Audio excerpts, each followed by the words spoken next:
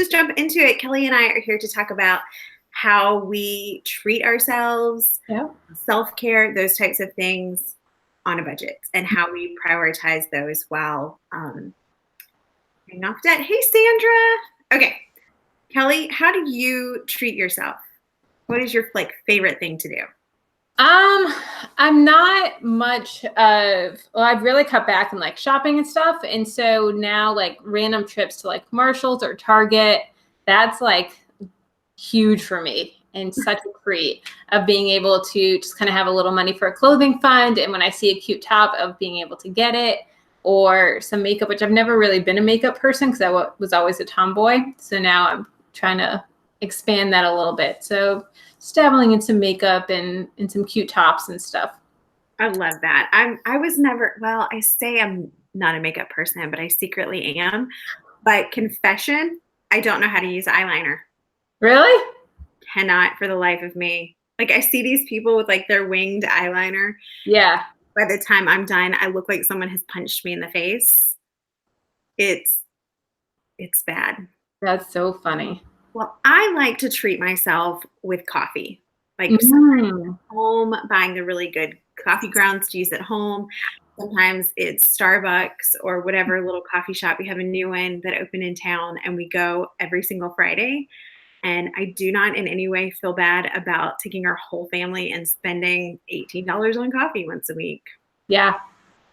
We have a lot of really cool coffee shops here in town. Like the like hipster ones that they're just so fun. And a friend of Jamie's actually just opened one, and they had a launch party 2 weeks ago.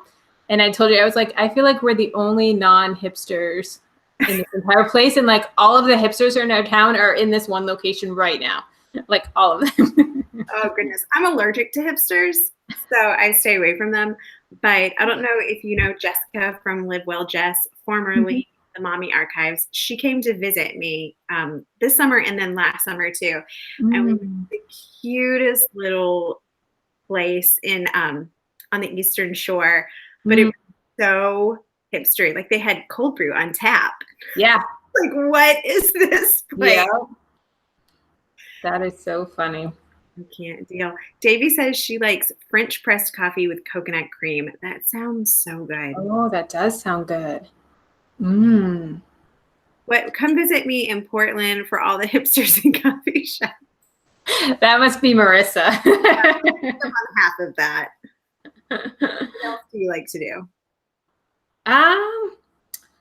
What else? We live a mile from the beach. Yeah. So we are going to the beach a lot. We don't go as often in the summer just because it's a bajillion and a half degrees. So we like going in like the fall, winter, spring. But just kind of going out there, relaxing and just having me time. It's just so nice. We live near the beach too. And we actually don't go to the public beach, the free beach. We pay to go to the fort or to go to Johnson's Beach in Pensacola, which is part of, the park system. Oh, okay. Or the Gulf, I don't know what it's called. But you have to pay to get in. So it's a little bit cleaner. It's a little bit nicer. It's a little bit more family friendly. Your kids are not going to step on buried beer bottles. And so that's worth the annual pass for us, for our family. Yeah.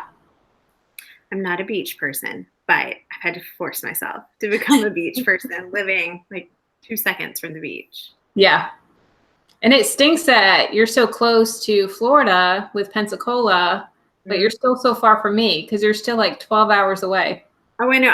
I'm far away from all of the cool people and all the other YouTubers. I see people have meetups, and if I was to meet up, it would just be like me. Hanging on myself. It actually doesn't sound bad right now. I'm going to go have a South Alabama YouTubers meetup by myself in my car in the Publix parking lot.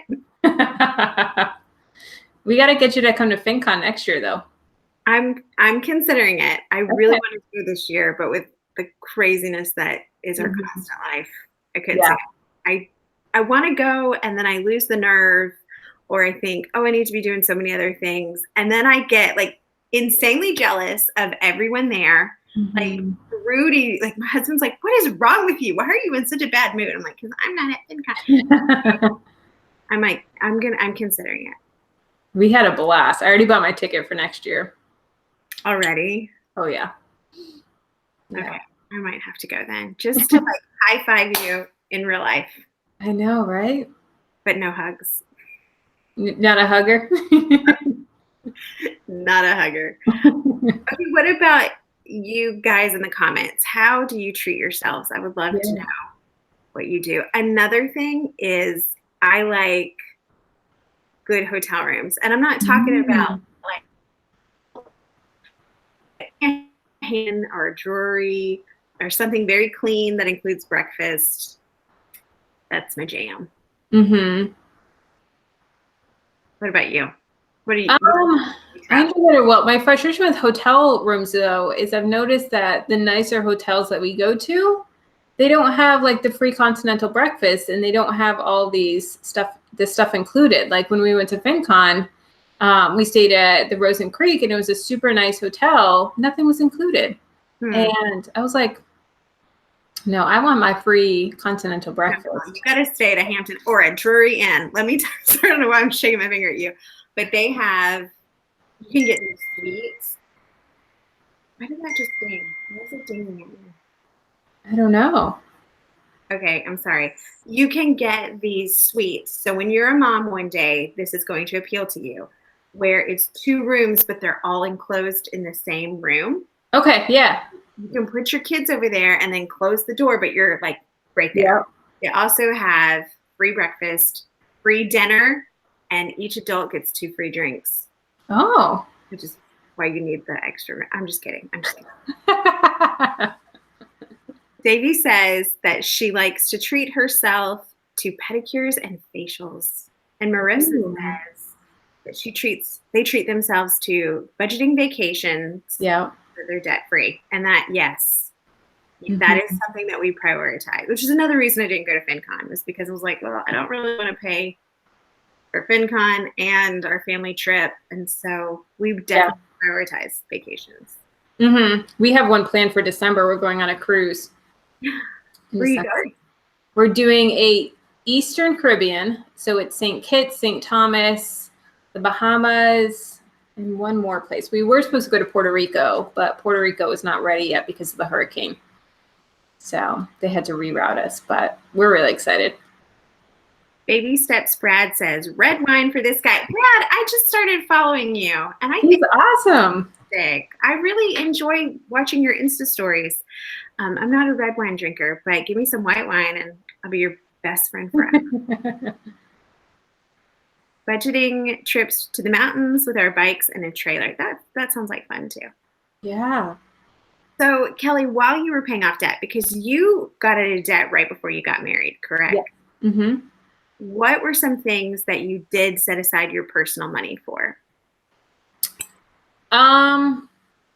Date nights. Date nights were important.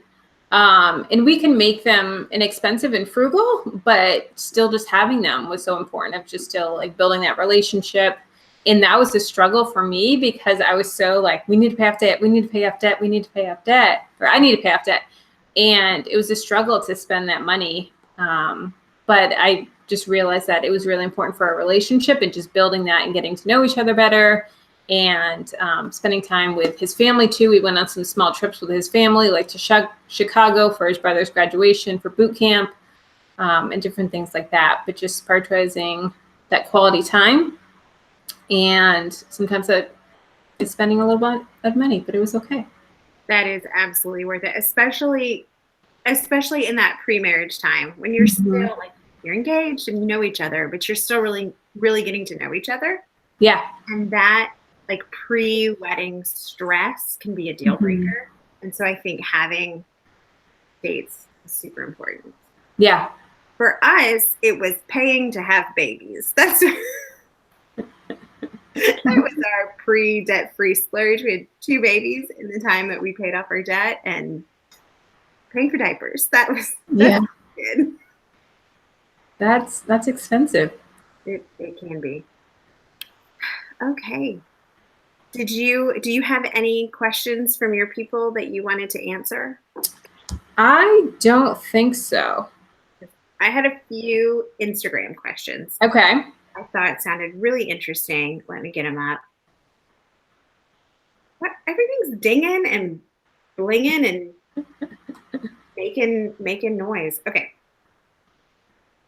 Oh, one of the questions I got was what I thought of long-term renting, and it was wise for a person to rent long-term rather than buy a house. And I actually did a Money Monday video on that Monday, so check that out. But Kelly, you're a renter. What do you think? So we just got married last year, and the two top questions were, when are you having kids now that you're married, and when are you buying a house? And they all assumed that we would immediately buy a house. Mm-hmm. But we decided that renting is best for us, especially right now with, having a hefty down payment, having the emergency fund. We have our fully funded emergency fund now, but we didn't when we first got married. And I know so many of my friends that they either do a zero down payment, or they'll get just enough for a down payment, not 20%, but just enough, and that's it. And then their AC breaks. Yeah. And then they're screwed. And it's not even like you can go without an AC, because you can't, because of mold in Florida. Up north, you may be able to get away without it, but not here, because then it's a danger to your health. That's exactly how it is here. Your air conditioner is basically a giant dehumidifier.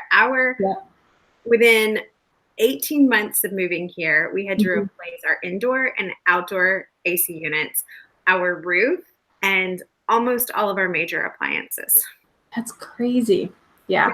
We had the emergency fund to deal with it. And when we sat down and did the math, it was still cheaper than what our rent would have been. But I think that that's what people fail to understand, is that when you rent, you got somebody else footing the bill for. Yeah.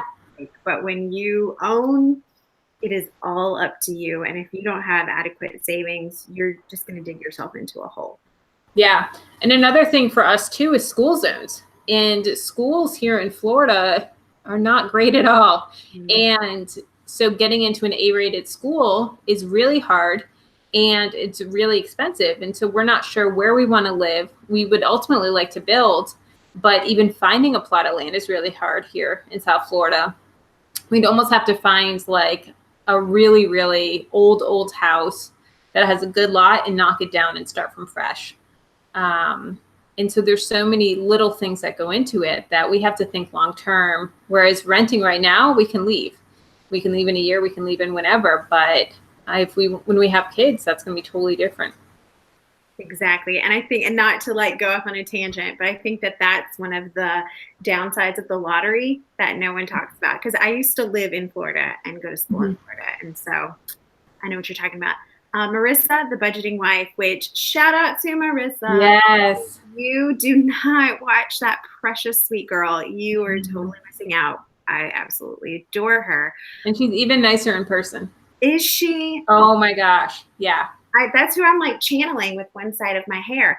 But she says, we're renters too, and we want a house eventually, but we want to be smart about it. So we're okay waiting. People tell us all the time renting is throwing money away, but that's so not true. Owning can have so many additional costs. Yes, especially if you don't have that 20% down payment, you're going to pay private mortgage insurance. You're going to be paying towards your interest longer than towards your principal. So I think there are so many more things to consider.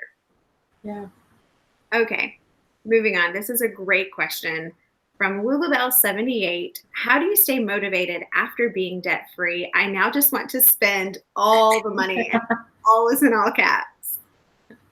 What do you say, Kelly? How do you Did Jamie send that question in? I feel like that may have been my husband. Does he want to spend all the money? Oh, yes. Yes, he does. Is he the spender in the relationship? Oh, no. And I used to be a spender. And then I got on the Dave Ramsey plan, and it totally changed my thought process on everything and how I would handle money. And mostly because we wanted to get married, and I really wanted to get married. And I knew if we did, I needed to make certain steps and to cash flow the wedding and do all that stuff beforehand. But it's hard for Jamie because this is his first job that he's really making a good salary.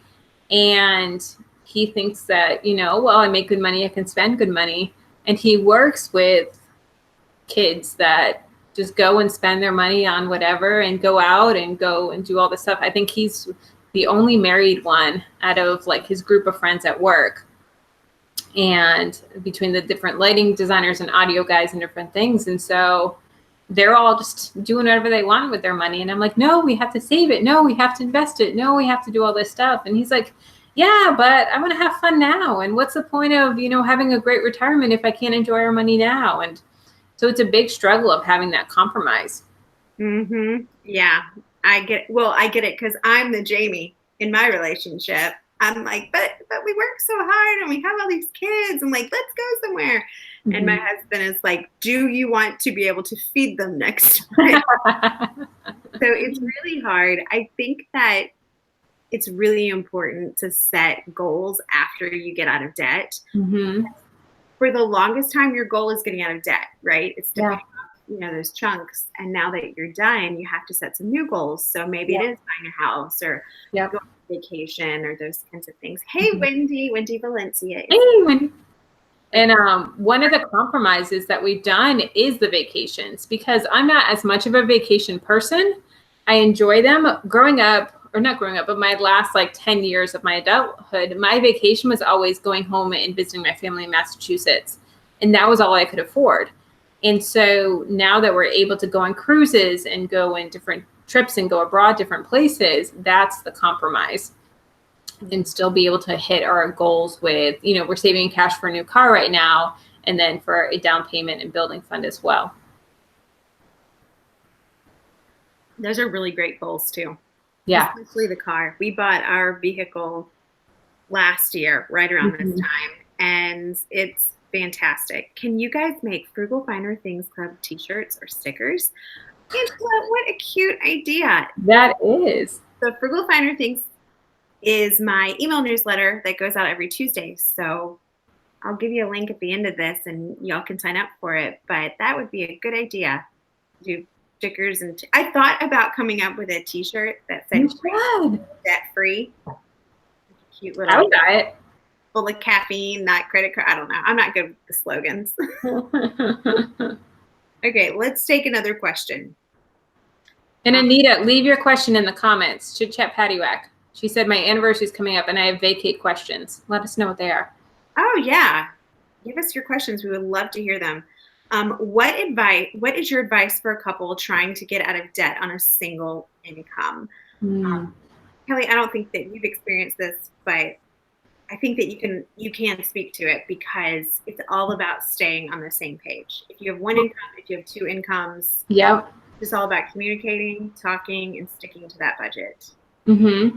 And I paid off my debt with just one income and cash flowed the wedding with just one income. We didn't combine finances until we got married, and Jamie didn't have any debt. So all of the student loans, that was all me. Mm-hmm. And the majority of the wedding is I cash flowed. And so just sticking to that budget and having that super strict budget, making sure that you're reconciling every month, that's huge. And seeing where you can cut back. And so many people, they want to cut back in drastic measures. Like they spend $500 a month on groceries and they're like, okay, I want to spend $300 a month. This month I'm going to spend $200. No, try cutting it back $50. Once you get used to that for a couple months, cut it back another $20, another $30. Don't make a drastic change because then you're going to beat yourself up and just be discouraged. When you're not going to stick to it. That is the thing that people, when they talk about, I make a budget, but I can't stick to it, it's probably because it is way too restrictive. Like you need more than $25 for groceries. You have to make it livable, and you don't want to make the process, particularly if you're living on one income, but there's two people, you don't want to make the process so restrictive that the other person just shuts down. Yeah. When it comes to budgeting as a couple, you can't have one person who is like, all right, this is how it's going to be. You have to stick to it. You have to respect that other person's viewpoint and opinions and feelings, even though they're probably wrong. Okay, next question. Kristen, I saw your comment. It says, I lost my job and I was panicking, but I found your channel and I watched everything much calmer. Thank you so much, Kristen. That's the reason that I make these videos. You are fantastic. And Life with Linda, will this be up later? Yeah, it's going to live on here forever. Forever. Incremental changes are important. Oh, Wendy asked a question. Do you want to read it, Kelly? Sure. Says, did either of you fail miserably while paying off debt? How did you recover? I'm perfect, so no. Yes, like every week.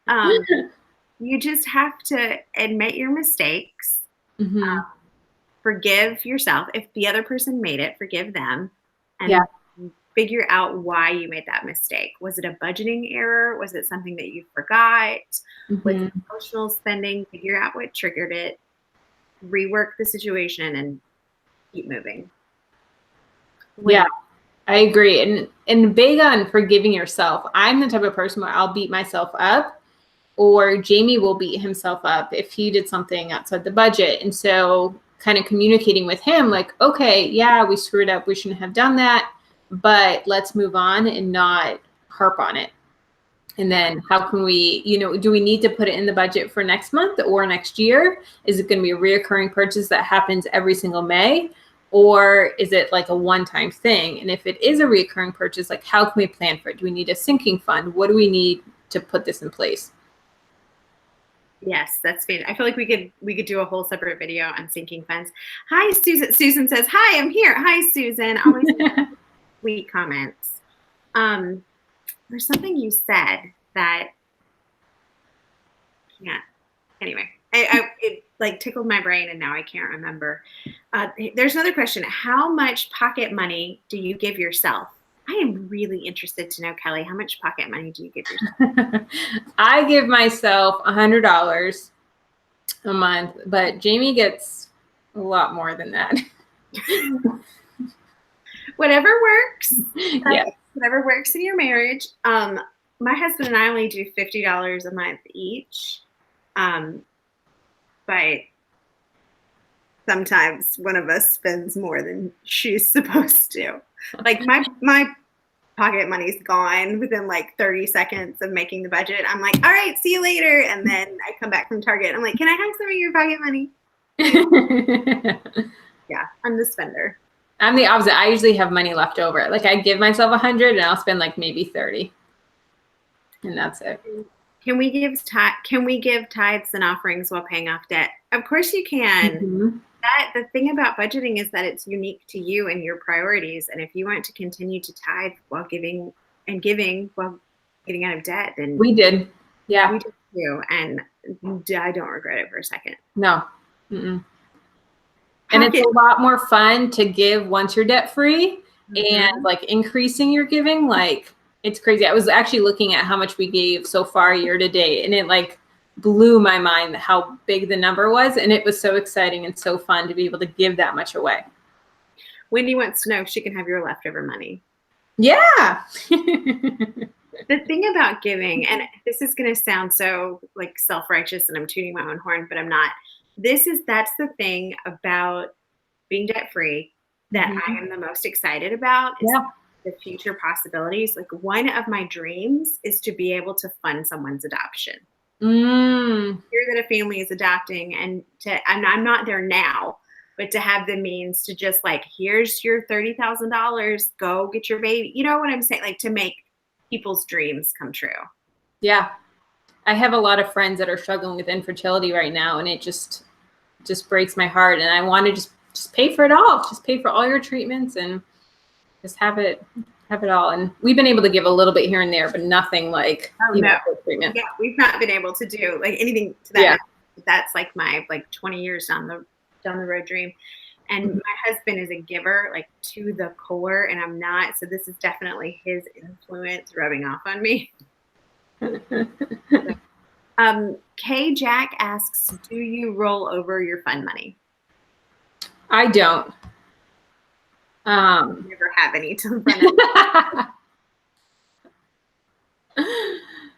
Oh goodness. If we have any leftover money in any category, it just goes into like the remaining cash for the month, and then that will go towards whatever baby step we're on. So for us, it's going towards the car fund. When we were in debt, it was going towards the smallest debt, and just using that into the baby steps. That's a good idea. We just kind of lump everything into savings and call it a day. like whatever's left over. Mm-hmm. Somebody asked about that because we budget for copays, medical copays, and hair, my kids' haircuts, and we don't use them every month.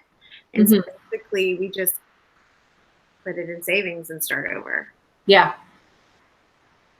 How did the two of you decide what to spend on your channels? How do the two of you decide what to spend on your channels? Kelly, do you spend money on your channel? Yes. Yes. I'm actually investing a lot more in my channel now. Um, I don't know. In the beginning, it wasn't very much. Like I still film everything on my iPhone. You I do? haven't. Mm-hmm. Oh, you must have a better iPhone than I do because your quality is really good. Yeah, I do everything. I'm wanting to get to a camera, but my hesitation with going to a camera is one, it's great quality, which I'm wanting, but I don't want the stress of my battery dying, not enough memory, all of that type of thing. Especially if I'm out like vlogging something or on vacation, or I don't want to sit down and be like, oh, my mic's not turned on, or oh, I have to redo this whole thing, or I don't have enough battery to film. I filmed an entire batch of videos and my mic wasn't on. Yeah. So I've just stopped using it for a while because I was so Mhm. bad at it. Yeah. How did I determine? It wasn't really, I haven't determined like Mhm. a set amount to spend. Yeah. Some people who invest like everything back in their channel, and I'm not willing to do that. But as I have seen needs arise, I will save up for them. So my husband Mhm. actually got me my new camera for Christmas a couple years ago, but I wanted lights, so I Yeah. just budgeted for those. My Mhm. laptop that I'm on right now, I saved up for it. So did we already talk about renting versus buying? Yes, but the video is going to be up after we go live, so you can go back and watch it. Mhm. And Baby Step Brad asked, why don't I have a trendy channel name? Because I'm not trendy. I'm setting a new trend to use my name. There you go. I'm going to start filming and need to do it on my phone. Emily, you start where you can. Yeah. Don't be pulled into what you see other people doing and stop that from going for what you want. Like, it's really easy to get caught into that mindset of, oh, I want my videos to look like hers, or I want my channel banner to look like hers. You do you. Okay. Yeah. And you can always work up to it too. Start small, start with it. Don't invest crazy amounts of money. Maybe a little tripod and a mic, like a plug and go mic, but that's all you really need in the beginning. I invested recently in new editing software and I'm too dumb to use it. I have my husband's Final Cut Pro, and which is really expensive, but he had like old licenses that I have. And I know like maybe 100th of the program, and I really need to like start watching some videos and learn how to use it to its full capacity because I have no clue. I got the Premiere Pro package. Mm-hmm. Um, and I want to hide under my desk and cry because Yeah. like there's too many things. And when you look up tutorials, everyone has their setup differently. Mm-hmm. I don't know what's what. I was actually just talking to Wendy Valenti about this last night because she's a lot like Jamie. She'll watch and like research and figure something out. Me, I'll watch 2 videos, get stressed out, and be like, I'm done. Like, I need to walk away. And my brain just doesn't comprehend it. Life lessons with Lydia for a trendy name. I just like my name. I'm Lydia. And one day I want to quit talking about money. Not that I'm going to, but I would still have my name. What So you invest what have you invested in, Kelly? I'm sorry.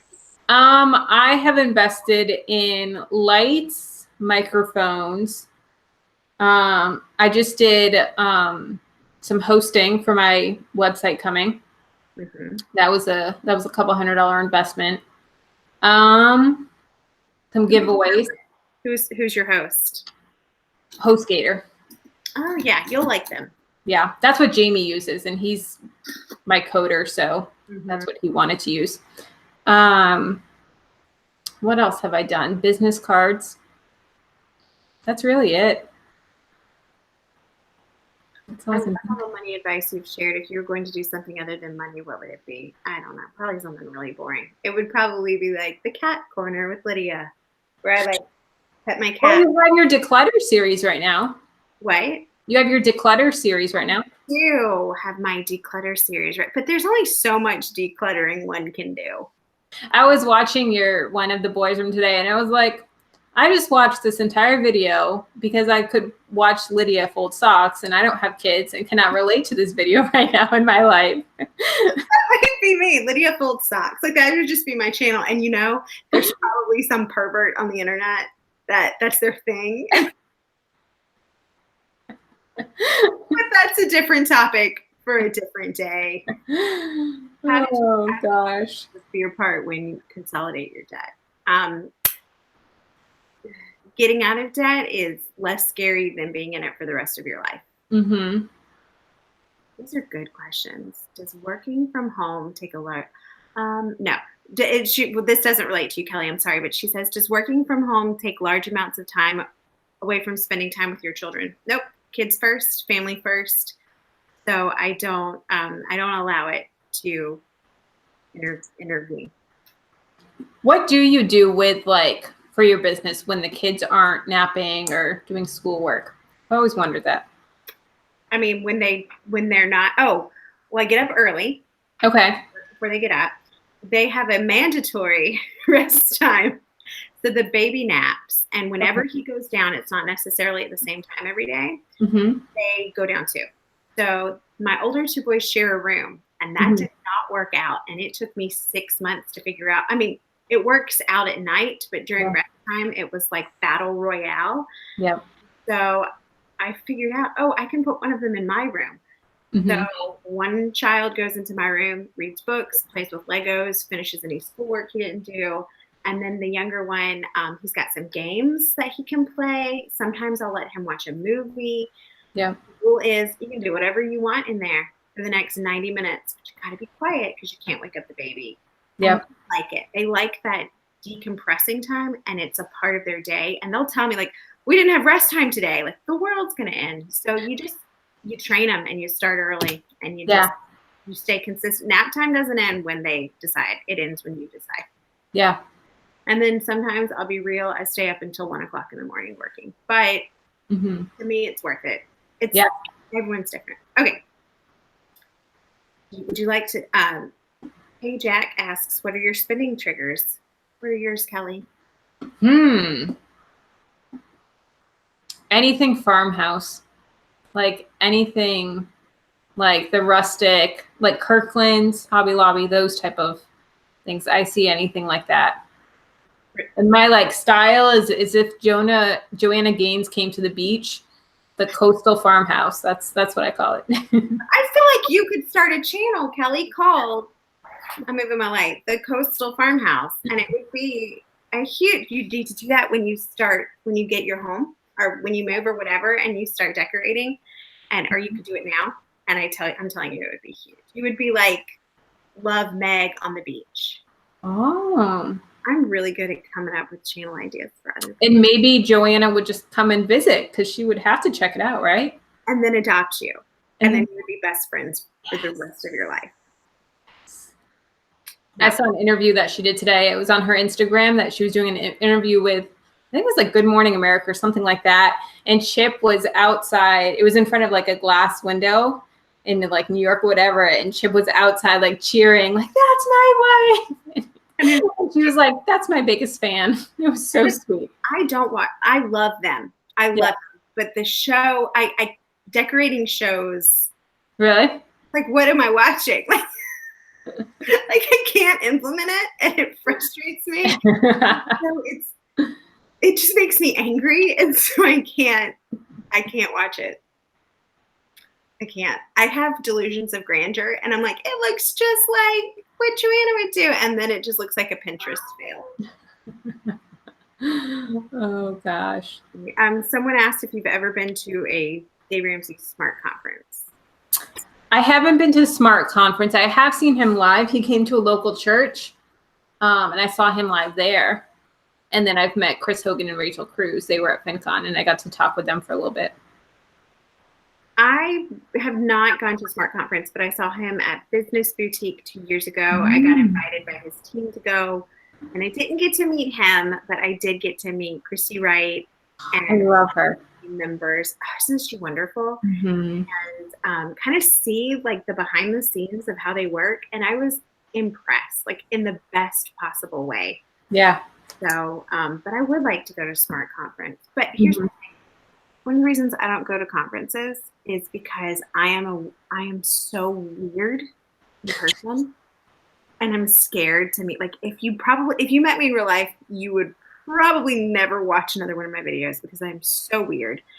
And also I'm cheap. I'm like, I'm not. I could just go watch it online. I'm not spending. Yeah. I hid behind Sarah, budget girl at FinCon, because I'm so shy. Like if someone comes up to me, I'll be able to like hold a conversation, but I would never be like, "Hi, I'm Kelly." Mm-mm. See, I'm not shy, and that's the problem. I have a filter because I'm like, tell me all your deepest secrets, or what are you afraid? Like I'm today. A lady recognized me in Target, and she asked for a hug, and she was super nice. And then when she walked away, I actually asked Riles, "Was I weird just then?"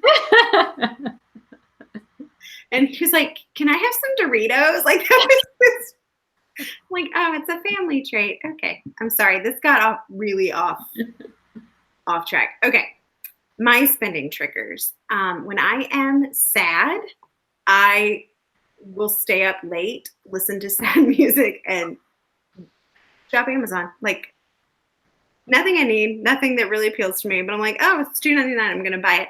And then boxes arrive. I'm like, what is did I order a fake snake? Like, what is happening here? Oh, this is a great question that has nothing to do with money, but it says, what are some of the negative sides of having a YouTube channel where you share much of your personal life? I am such a private person. That's why I've hesitated to start one. What do you think, Kelly? Some of the negative comments, but you just gotta let them roll off your back. Mm-hmm. Or you have a YouTube friend that you take screenshots and send them to. I'll be your friend who does that. Yeah. I was reading one yesterday from someone else who sent me a screenshot with how should I respond, and my response to her was, "You shouldn't. Don't reply," because that is the negative side. Also, if you decide you want to change, like you just want to do things a little bit differently, you just want to spice things up, somebody's going to be unhappy, and it sometimes feels like you can't win no matter what you do. And I get into the comparison. Like I don't compare my life to other people's in any way except YouTube. And I was really disappointed a couple weeks ago with how things were going. And then I got a package in the mail in my P.O Box from this sweet lady who wrote me this really sweet note. And Jason was like, "Look at that. That's better than whatever it is you think you need to be doing." So yeah. Oh, that's really sweet. Would love to hear some interesting comments you've gotten from some people. Oh gosh. Somebody offered me. How much did that person offer me for my toothbrush, Jason? What? Like $1,500 to buy my old toothbrush. Are they gonna like clone you or something? Or no idea. And then in the comment, no, it was a private message. I'm so glad YouTube got rid of the private messages. But it said, "I'm not creepy. I'm a dentist." Interesting. No.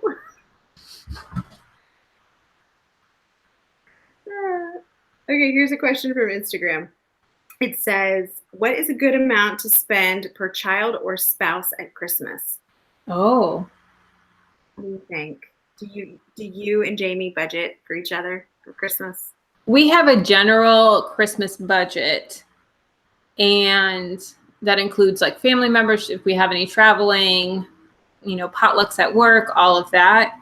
And then I tell Jamie how much he has to spend on me, and then he goes way over and does not listen. So I think this year I'm going to cut that number in half so that he actually spends the correct number. What he wants to spend. Yeah. So if like I have $100 budgeted for each gift, like for me, to him and him to me, I'll tell him $50 so that he really does spend the 100. That's a good strategy. My strategy is to actually not spend any.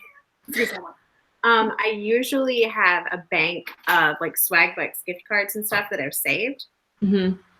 And so I try to just. I've tried to use Swagbucks. It does not work for me.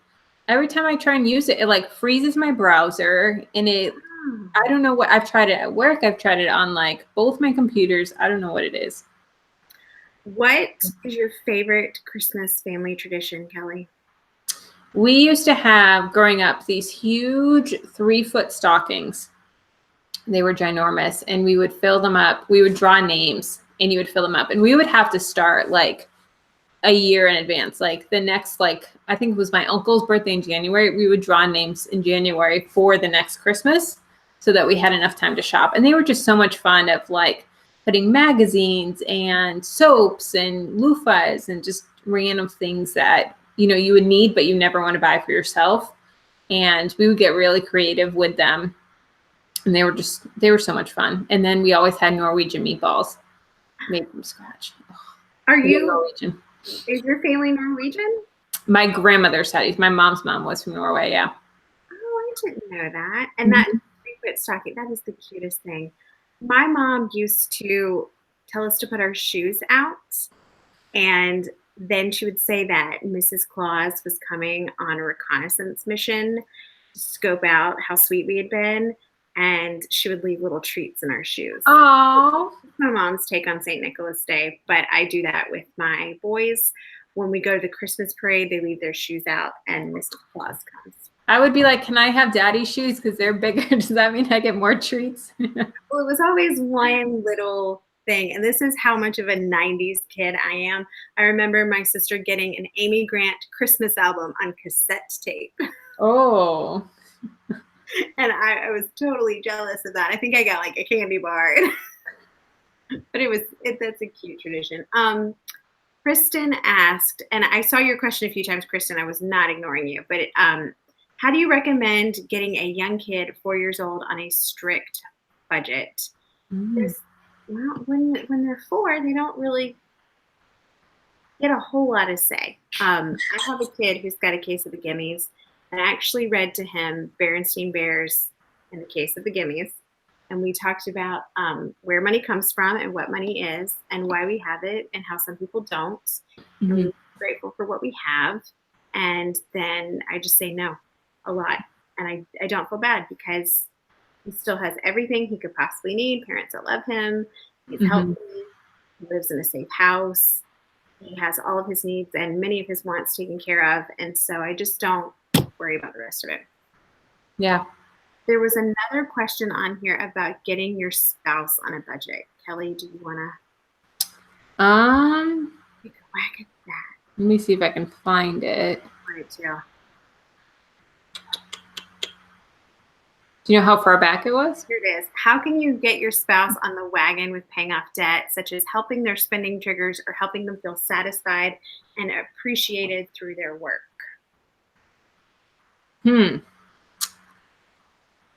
I think for Jamie and I, we have sinking funds. So Jamie is very big into technology and all this stuff. And a lot of the things that he wants to buy are not like, you know, makeup or something inexpensive. It's all big ticket items.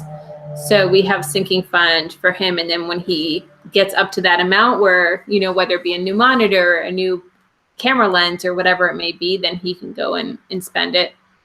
And just having that sinking fund for him so that he can see it grow and he can kind of allocate it however he feels best. And that way it gives him the control. And the ownership of the process, because it cannot be one-sided or it will not work. I have people ask me all the time, how do I get my husband on board? And for me, and I've been very honest about this, that was not our issue. I was the issue. My husband kept saying, you should listen to Dave Ramsey on your way home from work. And I didn't even want to combine checking accounts because I wanted to do what I wanted to do. And I really had to think about how wrong I was.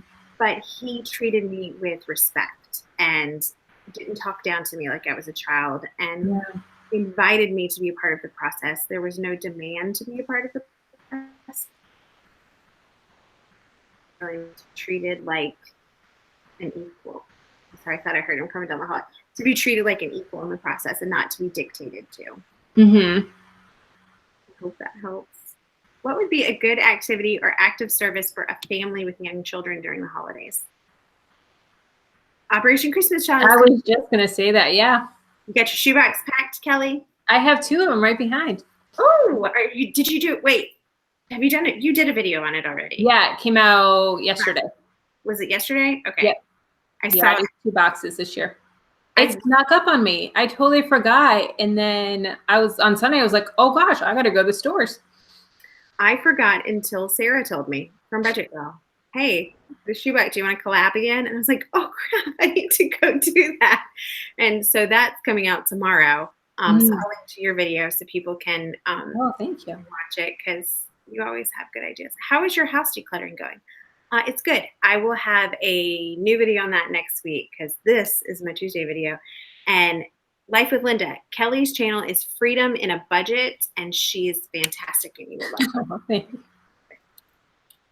Kelly is wonderful on YouTube and outside of YouTube. I might cry when I actually tell this. I had my first miscarriage in 2016, and you sent me the most heartfelt handwritten card, and I have read that thing so many times through the process. And then when I was pregnant with Jesse and things weren't going the way I wanted it to, and then when I miscarried again a few months ago, I got that card back out and I read it, and it had like the ink has run from where I cried on it, but it meant a lot to me. So you pretty much have my loyalty for the rest of your life. Thank you for telling me that. You're welcome. Any other questions? Because we've been doing this for almost an hour, and I think it might be time to wrap it up. This has been so fun, though. It has. Who I'm going to have you back on, but who should I invite next time? Because I'm going to try to do this the first Tuesday of every month. And this is hard for me. But the comments have been lovely. I know. Maybe Marissa. Marissa, if you're still watching, would you like to come and be a guest on Frugal Finer Things Club Live? Don't say no. What do you do when you live alone with no financial help, debt, emergency fund, different bank accounts?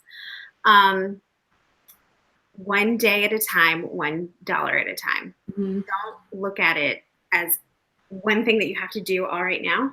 This is the time when you need tunnel vision, and you only need to look at the next step right in front of you. Baby steps, Brad, I would love to have you on. One step at a time. So the first thing you need to do is get current on your bills. The second thing you need to do is come up with an emergency fund and develop a plan. And also to add to that, of really just being real with yourself and saying, okay, who do I owe money to? Where am I at with my bills? And I've done a video like way back on where my car was repossessed. And I walked outside one day and my car wasn't there, and I thought someone stole it. And the cops were like, no, it was repossessed. And I had the money in my account. I just was so not keeping track of my money that I thought I had paid ahead. And really, I was like 3, 4, 5 months behind just because I wasn't being responsible. And now that's why I'm so strict on having a budget. And they really do give you freedom. They give you the ability to spend. They give you to have control of your money versus your money in control of you. And just taking control, taking back, what you're scared of. Oh, I love that. Take back what you're scared of. I'm going to cross-stitch that on a pillow. That could apply to so many things. But yes, absolutely facing down who you owe money to and how much you owe. Yeah. It hurts. It hurts to do it. But once you do it, there is a sense of focus and a sense of freedom. And you name the beast, and then you can punch it in the face. Yeah. And if you have collection calls coming, or like my student loans were in default, and I was ignoring the call because I was afraid. Like I felt like people were going to knock on my door and like come and take my keys, take my cats, take everything just because they could, which they can't. No, they lied to you. Right. And I didn't even answer the phone for them to tell me that. Like that was just the fear in my head. But when I did talk to them, they were so helpful. And they were like, okay, what can you afford? How can we work with you? What can we do? And I was so surprised. I was like, oh, if it was this easier, I would have done this a year ago. Now I have so much more debt because of the interest that was accruing while I was pushing it off. Yes. You're so much. There's so much. It's so overwhelming sometimes to think about it. And I feel like you very easily slide back into those feelings of Yeah. that helplessness, but Mm-hmm. you can do it. My Heavenly Days asks, how can I start a budget even with huge debt? Hmm. The first step is to just do it. Like Kelly Yeah. said, you have to know exactly what you're dealing with and who you owe money to and get current. And then prioritize who gets money first. If you have not read the Total Money Makeover, I think that's the best place to start. Bye, Yeah. Marissa. I'll be emailing you soon. She said, "Video." What do you think, Kelly? What advice do you have for starting when you have a lot of debt? Yeah, just what you said of getting on that budget, reconciling the budget. So many people too, they'll make the budget and then they don't reconcile. Or they'll make it at the beginning of the month and they don't reconcile until the end of the month. And then at that point, you're so far gone and you have no clue what you're doing. I log my purchases every few days and it takes me less than 10 minutes. And then it's no big deal when I get my receipts and I log them. And then at the end of the month, it's like, okay, I have this much left over. I can put this more towards debt or this much towards whatever sinking fund I'm working on or whatever it is. And that way, at the end of the month, if you don't have money left over, you can say, like Dave Ramsey talks about, who's below that line. Mm-hmm. And saying, I'm sorry, but you're below the line. You're not getting paid. And he tells a funny story in the book, too, of I think someone was calling him. It was like a phone bill or something. He was like, sorry, you're below the line. I'd love to pay you, but you're not going to get paid until you're above the line. And right now you're below it. And you have to remember, it's so overwhelming to stare at that mountain that I think people become paralyzed and they don't start. But that's the reason why the baby steps work, is because when you start with that smallest one, you feel that sense of satisfaction. Yeah. It may take you longer. So don't compare how long it's going to take you with how quickly someone else got there. Mm-hmm. Are you stealing my water? I was drinking out of his cup and he just took it back. And he said, what was that? Love you too. Okay, so I think we're good, Kelly. Should we wrap it up here? I think so. This has been so fun.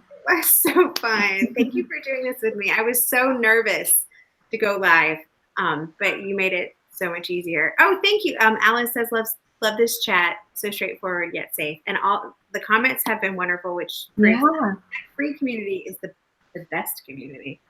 Yes. So, all right, Kelly, I will see you later. Thank you, everyone, for coming. And I'll see you soon. Good night. Bye, guys.